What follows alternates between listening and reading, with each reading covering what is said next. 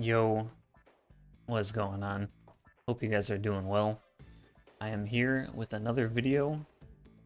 I guess you can call it like a guide for Kled for the new season. Season 16.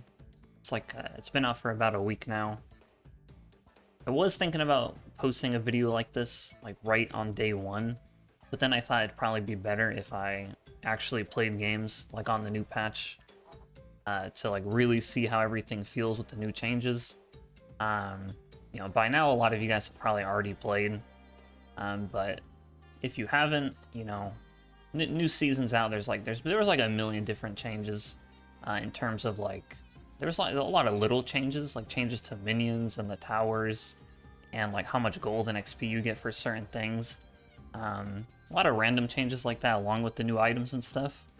But this video is not for all that stuff. I'm only going to be talking about stuff that directly affects Kled and, his summoner spell, rune, choices, and item builds. Those are the only things I'm going to talk about in this video. So there's going to be timestamps at the bottom if you want to just like skip to a certain section. But yeah, at this point I played a lot of games. I played a lot of ranked games and I played a lot of normals. Obviously mostly with Kled. So I think I have a pretty good read of like his, at least the stuff that I think is the best on him right now, and the things that I'm going to be building and using the most. I think it's pretty straightforward, so I'm going to go through the easiest things first. So first I'm talking about the summoner spells that you can take.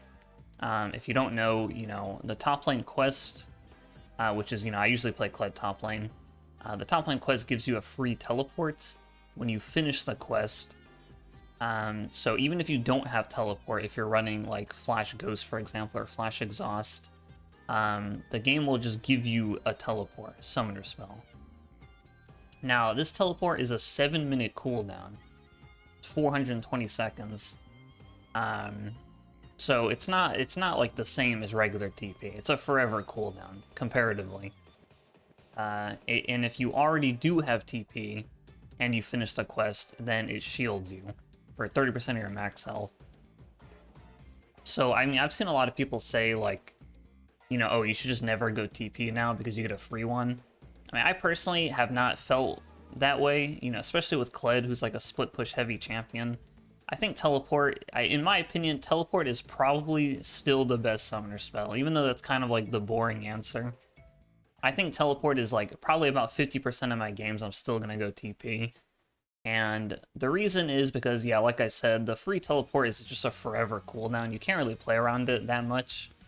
Once every 7 minutes, you can get it lower with like Cosmic Insight and Lucidity Boots and stuff like that, but it's such a long cooldown that I don't think it like completely replaces TP. And the upgraded TP, it just gives you a shield. Now, this shield is pretty big on Kled, right, because it's a max health scaling shield. So it adds both your health bars together. But even with that shield being pretty big, it's not like the shield is so amazing that TP is just 100% of the time what you should take. I think you do have other options, but, part of the reason I think TP is so good on Kled, besides the fact that he's a split pusher, is because Kled's early game is just so bad. Like, there's so many times early game where you're forced to take a bad recall and you don't really have a choice.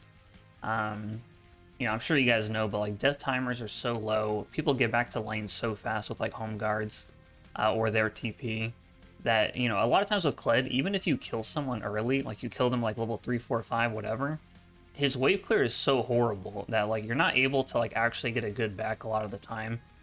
So you're either forced to back and then you can use TP to like finish pushing the wave like you wanted to and make sure you don't get froze on. Or you can, desperation try to push the wave, and then you have to back up kind of far to back safely. A lot of times you'll kill someone and they'll get back to lane, and your passive is still on cooldown, so you can't remount, so you can't even fight them, you have to just back. I mean, all these scenarios, I feel like TP kind of saves you from this. So early game, I think TP still has a lot of value for Kled, and as the game goes on, I think just having a lower cooldown on TP is still better than the 7-minute long free one. But I do think that there is games where you can give it up. Pretty much for me, whenever I'm in a lane that I think is mostly a farm lane, I'll go TP. So I was against a Cho'Gath this game. It's tank Cho'Gath. What am I gonna do, right? Like, you won't need a summoner to kill him. You know, and even if you do kill him early, he's going to rush tank items and probably sit under tower or whatever. So in this kind of game, I'll just go TP. If I think I'm going to be fighting my lane opponent at all, then I'll maybe consider going something else. Usually, if I am going something besides TP, I'll just go Ghost. Ghost is just like a generally useful summoner spell, you know, it just gives you a lot of move speed. You know, helps you gap close, helps you stick to a target, helps you kite people dismounted especially. So I was going to set this game, right? Set someone who's usually going to try to fight you early. And even if you are not fighting your lane opponent, Ghost still helps you a lot when it comes to like roaming. You know, if you don't know, Kled's E and his ultimate both scale off of his move speed. They scale off of the move speed that you started at before you press the ability. So if you pop Ghost and then you E on someone, your E travels way faster, both your E1 and your E2. And if you pop Ghost and then ult in, your ult, like the ramp up speed to reach max speed on your ultimate, will be a lot faster if you were faster initially. So like Ghost and Youmu's, you know, use them before you ult. Your ult will wind up way faster to make it way harder for people to dodge. So yeah, I think TP and Ghost is usually when I'm going to go. Exhaust is also a pretty strong summoner. If you're against someone who has some kind of like forced engagement, I think Exhaust is pretty good. So for example, like a Tryndamere or a Kayle matchup, right? You know, if you're fighting Tryndamere and he ults you, you know, you can just exhaust him, and it's basically going to last his entire ultimate. Same thing with Kayle. If you're on Kayle and she ults, you know, usually you just lose. You know, Kled has to get on top of his enemy, so you can't really, like, kite it out. You can't kite their ults out or anything. Exhaust kind of lets you stall it out and helps you remount against them or whatever.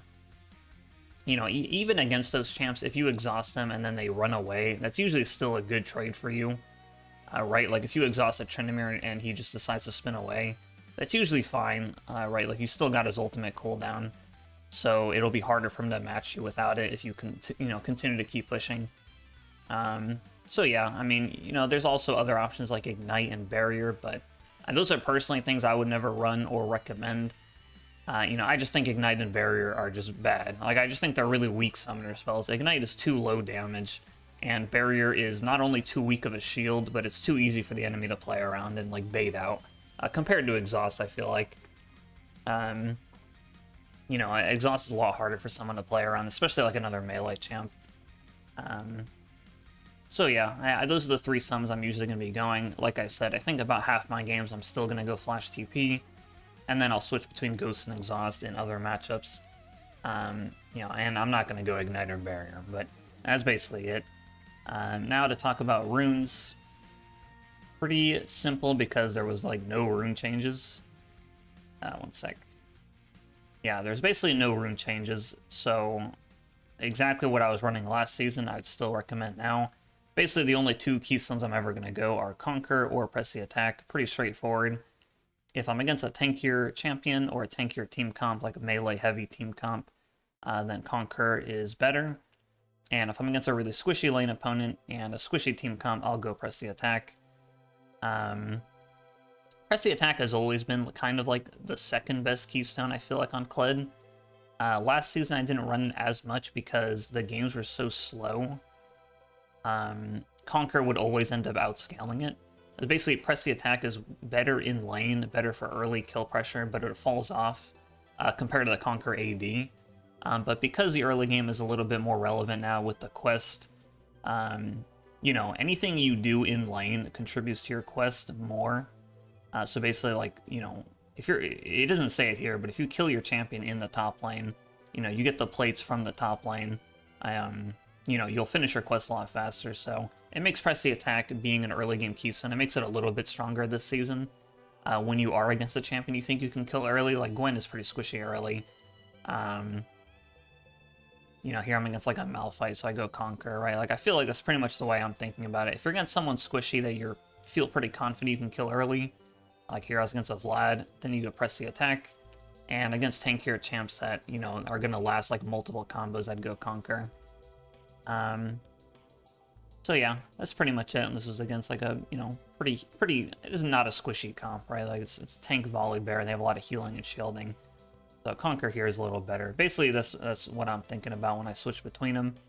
And for the secondary tree, You could go any of the 4 trees, but the only ones that I'm going to be switching between are Inspiration and Sorcery. You know, pretty straightforward again. Sorcery is like the most like go-to one. It just gives you AD and haste. You know, you can also go Axiom Arcanist because games are a little bit shorter, so Gathering's a little bit weaker, but you know, this is always a good go-to page. And then a page I'm running a lot more often now is Inspiration. I mean, you guys might have seen me running it already at the end of last season because they buffed Cashback and Triple Tonic. You know, they made Cashback 2% more gold refund, and they buffed the gold on Triple Tonic. So this is like the best like early game kind of page. You want to go PTA Inspiration. This is like the strongest early game you could have. You have more kill pressure with PTA, and you kind of quote-unquote snowball with this setup because the Triple Tonic will help you push early, give you a little bit extra gold, and of course the Adaptive Force Pod giving 18 AD, a level 6 now after the buff, you know, gives you some more kill pressure at level 6, and Cashback helps you snowball your early items a bit. You know, every time you finish an item, you'll get a chunk of gold back. Cosmic Insight is also pretty good. It's like, you know, they didn't change it, but it indirectly gets better this season because of the fact that you can potentially have 3 summoner spells, right? If you're someone that really likes to go Flash Ignite or Flash Ghost or whatever, you don't like going TP, I would say you should probably go Cosmic Insight, because once you get the free teleport, the 7-minute cooldown gets lowered a lot from Summoner Spell Haste, and then it affects your real summoners too, of course. So I'd probably give up Triple Tonic if you want to go Insight and just keep Cashback. Cashback's really strong. So yeah, those are the 2, you know, kind of options I'd go for Keystones and for Secondary Tree. I mean, there's other pages, right? Like, I know some people like going Domination. You know, I'm not really a fan of this tree after the Sudden Impact rework. You know, I think this rune is just too weak. It's too low damage. I don't think any of these Hunter runes are that good either for Kled. You know, Resolve is here too. Second Wind is always good against poke matchups, right? Overgrowth is good for your W scaling.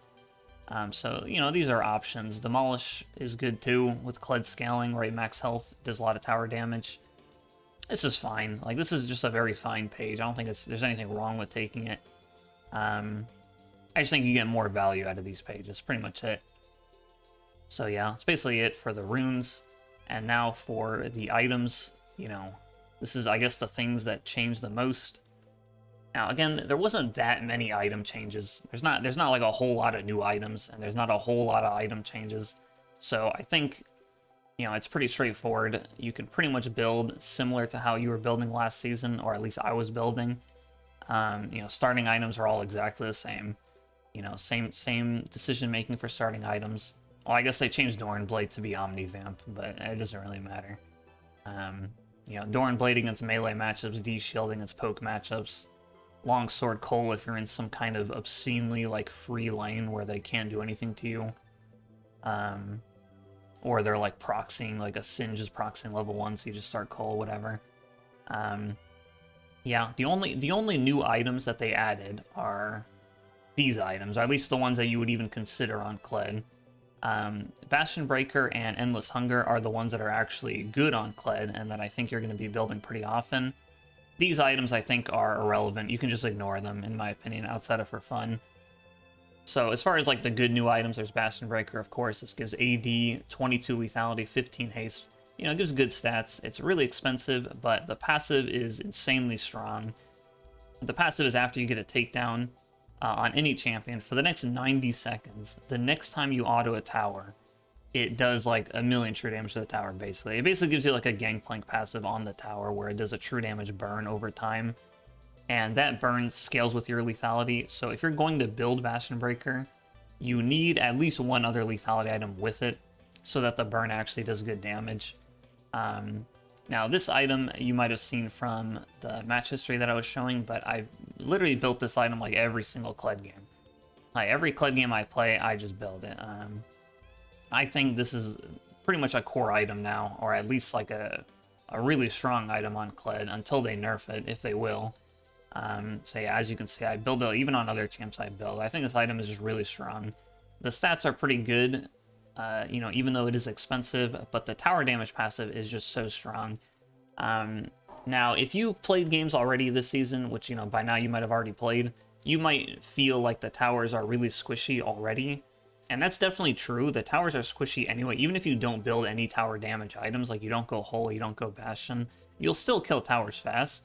But the reason I really like building it is because, number one, it lets you funnel the gold onto yourself. You can take the gold from anyone else, which in solo queue I think is really important if you're trying to like win and carry. Bastion Breaker lets you, if you ever solo kill your laner, you can absorb a bunch of plates in your lane quickly. And if you kill off of a roam, like you roam bot lane, kill them, you can hit the tower, take a bunch of the plates. You can basically funnel as much gold onto yourself as possible, and, you know, prevent your team from taking it, which it might sound like, you know, it's like a meme, but it's true. I think in solo queue, that's something you kind of need to do. You need to get as much gold on yourself as possible. You don't want to rely on your team carrying, right? Like, and, you know, I'm not trying to flame any of my team. My team did great this game, right? We won. But, like, this is my ADC. Like, I'm not trying to flame, but, you know, this is the person that's going to take your gold. Like, you don't want these people taking your gold, bro. Like, what is this build that my Misfortune has? I mean, she has a collector in 2025. So, yeah, it lets you funnel the gold onto yourself. And another thing with Bastion Breaker is it'll let you end games faster. You can pressure inhibs a little bit earlier. Now that Baron spawns at 20 minutes again, you can, you know, it gets you closer to killing the inhib of like around 20 minutes so that you can then pressure Baron with your team and hopefully end the game as fast as possible. Because obviously with Kled, you don't want the game to go too long. You know, the longer the game goes, usually the worse it is for you. So Bastion Breaker helps you get inhib damage quicker. You know, it doesn't actually proc on the inhib, but, you know, you'll kill the towers faster so that you can get to the inhib. Excuse me. Another thing with Bastion Breaker is that it does actually proc, as you can see here, it does proc on epic monsters. So it helps you yourself if you want to be with your team and force the Baron. Helps you do that. Kled is infamously like horrible at dealing damage to Baron. You know, he has no range, so usually you end up getting hit by the Baron, which, you know, if you tank Baron damage, he reduces the damage that you deal to him. And yeah, Kled, I mean, his abilities just don't do that much damage to the Baron, just in general. So having this true damage burn on, it helps you burst the Baron quicker with your team, which is nice. So yeah, I think this item's really good on him. I've been building it every game, and you might be wondering, like, when should you build it? Like I said, I think you need at least one lethality item first. So as you can see in my match history, that you can see here are some example builds. You know, you just pick whatever AD lethality item you want first, and then you go Bastion Breaker second. That's basically the simple way to think about it. For me, my two lethality items of choice are going to be either Hubris or Profane first, and then I'll go Bastion Breaker second. It's basically how I've been building, and the logic is simple. If you think you can keep killing your lane opponent, or you are positive you're going to be roaming a lot and killing them on the roams, I'll go Hubris first. If I'm against someone who I can't really kill easily, and I also don't think roaming is that possible, then I'll go Profane, because this will let you just keep shoving the wave as fast as possible so you can get the farm quicker, which contributes to your role quest, your top lane quest, and it'll let you, you know, hit the tower more often. Again, that helps you towards your quest. And if you can't do anything else in your lane, you can go do camps or something or invade their jungler, which is nice. So yeah, that's pretty much my decision making between which, you know, lethality I'm going to rush first. I can show some examples, like, you know, this game I went Hubris first.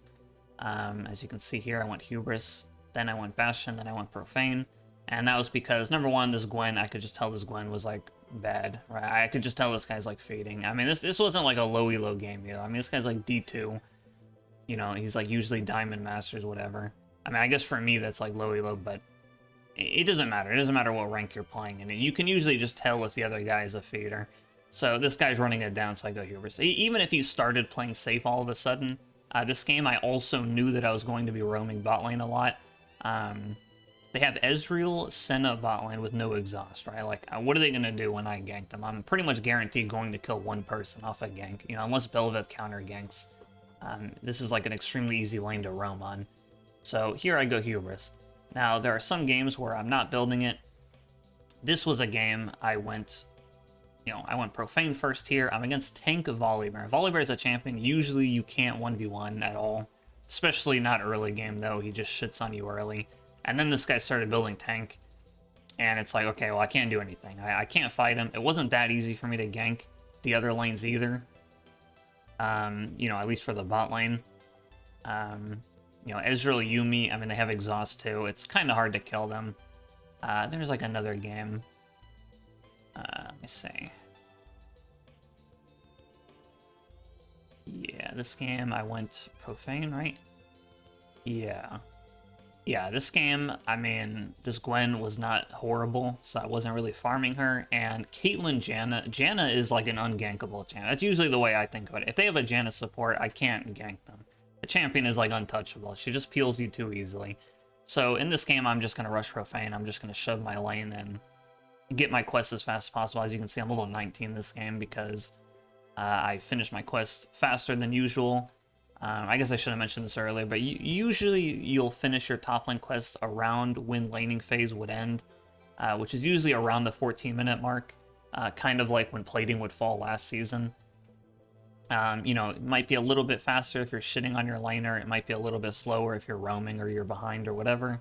But usually around the 14-minute mark is when you'll finish your quest. So yeah, hopefully that makes sense between Profane and Hubris. Of course, if you don't want those items, there are other lethality item options that I think are good. You know, if you want to go Umbral first too, the Umbral buffs were pretty big. As you can see, this shit gives you 60 AD now. 18 pen and 15 haste.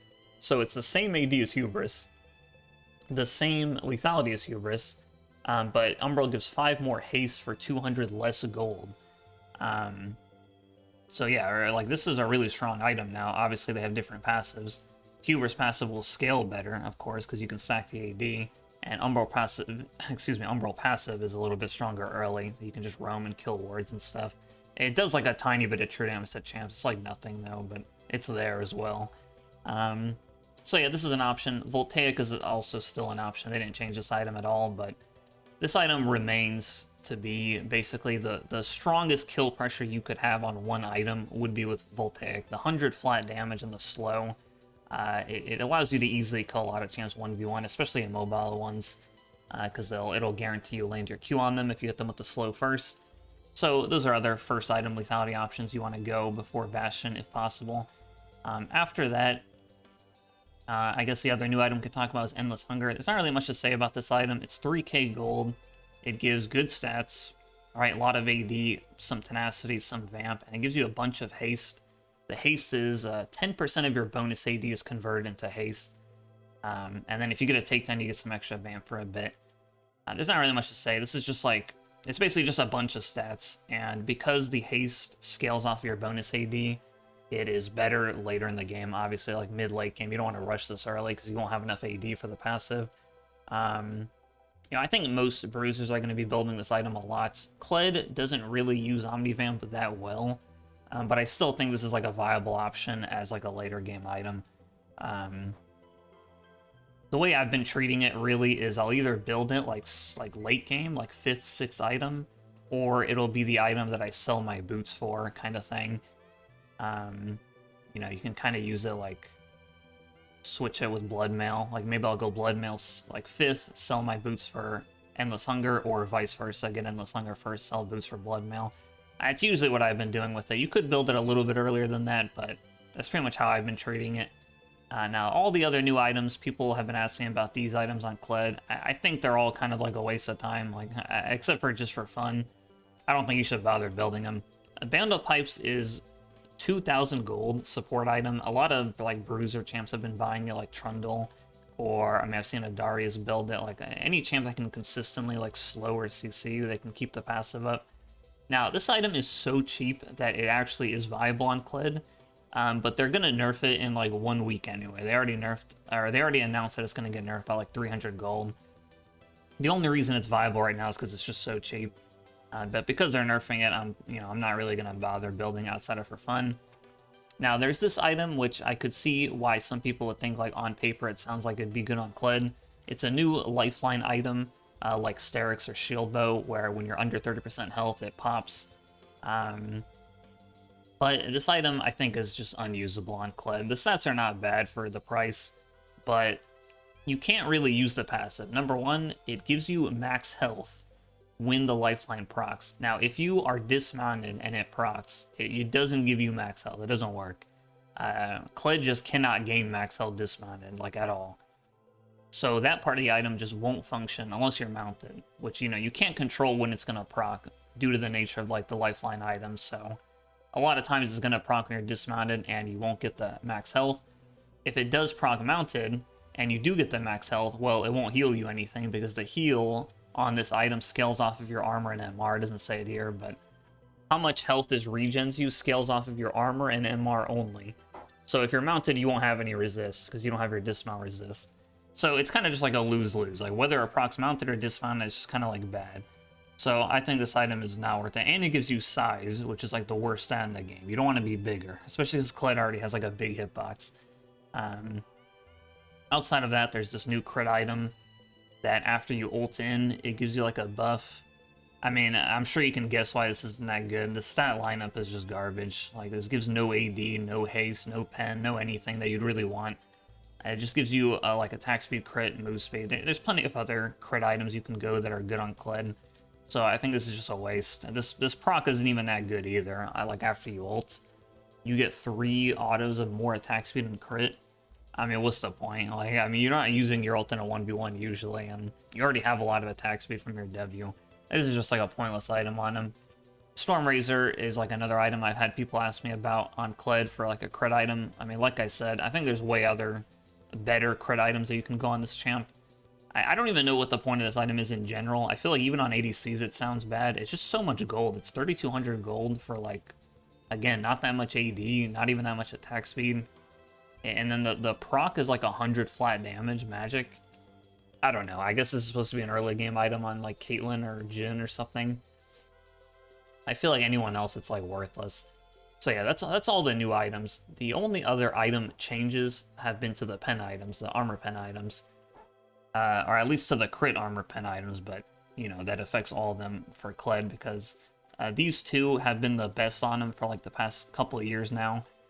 You know, like last season, I basically just always built either LDR or Mortal, usually LDR. They both got changed this season. LDR is 200 more gold now, and it gives 5% less pen. So it got nerfed pretty hard in those regards. It, you know, it used to be 40% pen, now it's 35. And it used to be 3,100 gold, now it's 3,300. Now it has the Giant Slayer passive again. Now this one works completely differently than the old Giant Slayer passive if you guys played back then.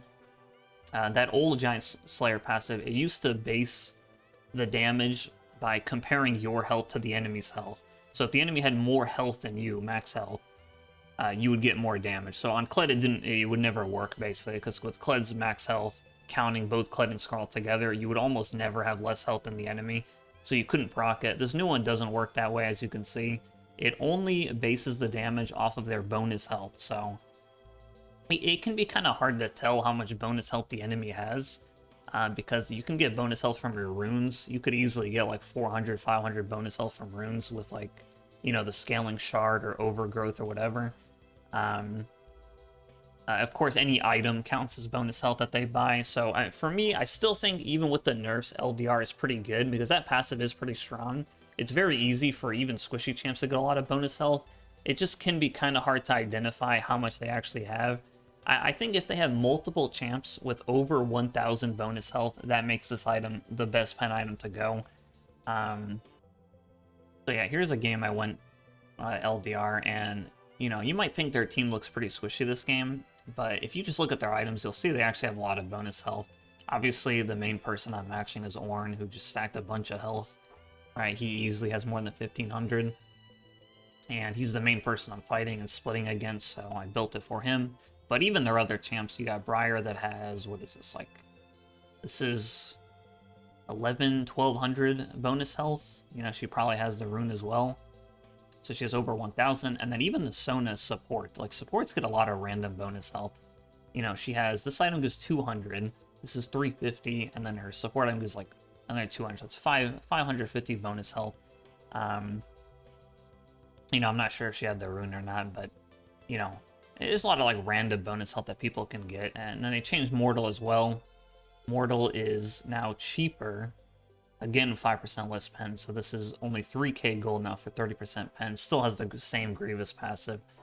So because this one is so cheap, and it still is, you know, instant percent pen and crit chance, this has become kind of my go-to option.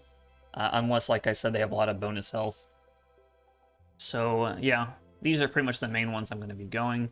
Cleaver is also an option. You know, it's not as bad this season because, again, you know, the main thing with Cleaver, the main thing that makes it bad is that it falls off pretty hard.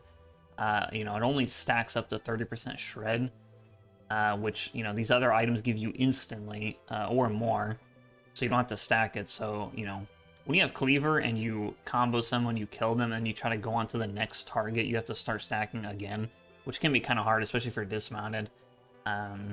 Also, the Cleaver shred, of course, doesn't work on tower damage. You know, split pushing being stronger this season and also being the main thing that Kled wants to do.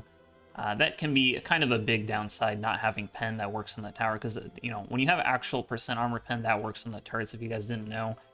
So Cleaver not giving that is a pretty big downside, but it's still like a viable item, especially because I've been going Profane more often. Like I said earlier, because of the early wave clear and, you know, helping you finish your quest faster. If I'm going Profane, I'll have a little bit less HP than usual, you know, by not having Titanic. So Cleaver kind of covers you that, you know, in that area a bit. You do kind of need like 1 or 2 HP items for your W damage. So yeah, sometimes if I'm going Profane, I'll go Cleaver. This is also fine, right? This gives more pen than Mortal. Same gold, right? It gives more AD. It gives haste, right? Everything about it sounds really good, but it's personally not something I ever buy in Kled because I just think that the 25% crit is such a strong stat on Kled, even with no other crit items. Kled auto attacks so much with his W and so fast, and he builds, for me at least, a lot of AD and pen. So having the 25% crit when you're on like a 400 plus AD champion with like a bunch of lethality and percent pen, I think that crit is just so strong, and all crit damage in general in Season 16 now is increased in damage by 25%. So like all crits, you know, just overall got buffed. So, you know, I just value that way more than the better stats and the slow from Sorelda's. And the slow is like completely irrelevant, I think. You know, Kled already has a slow, and it's usually not that hard to stick to a champion with Kled. But Sorelda's is fine. If you build it, that's fine. If you think the slow is really good, whatever. Sure, you know, they're all basically even. Like, I think you can pretty much choose any of these, and they're all like not that far off in viability. So yeah, I mean, like I showed earlier, I mean, these are some full build examples. You know, rush the AD lethality item first, follow it up with Bastion, and then you can either go Profane third, or if you didn't go Profane early, you can still go Titanic. I mean, I think Titanic is still good and strong. It's just that Profane I've been buying more often because it's stronger early, and like I said, the early mid game is a little bit more important. And Titanic is just like a really expensive item. Especially trying to follow it up with Bastion can be kind of hard. They both cost a lot of gold together. So getting them next to each other is kind of hard. When you compare that to like Profane and Bastion, right? Like there's like almost a 500 gold difference here. Or my bad, it's almost a 400 gold difference between them. So a lot cheaper. Yeah, there's a 500 gold difference between this and Titanic, almost. But yeah. And then, you know, after that is when I go my 2 ADHP items. So again, I feel like it's pretty straightforward. If you are not going a crit pen item, then I can go Cleaver Bloodmail. If you have the crit pen item, you can go either whole Bloodmail or, you know, Titanic Bloodmail if you want a Titanic. There's not really that many other health options that I feel like are that good. There's Shojin you could buy. You can buy Spirit Shojin. You could buy Chainsword if you're not going Mortal. But yeah, I mean, I think you'll probably be fine with just sticking with these kind of builds. This is what I'm going to be doing. And then, you know, there are, of course, other situational items you might want, like Serpents, pretty self-explanatory. If they have a lot of shielding, you can go Serpents. You know, we talked about the lethality items already. This is like a late-game item. Of course, there's some defense items you might want. Randuin's for, like, you know, again, the crits got buffed in general this season, so Randuin's could be a little bit more useful, especially if you're trying to match a crit champion in the side lane, like a Tryndamere or an ADC top laner or something. If you want to go crit yourself, With the crit buffs, I think you can easily do that. You just go Unitol, IE, and a crit pen item. I think you should just stick with that 75% crit. I think is more than enough. And then you just pair that with like a Titanic and a Bloodmail boots, and yeah, you should be good with that kind of build. Bork, again, if you're splitting against a health stacking champ, right, this is exactly the same. I think that's viable as well.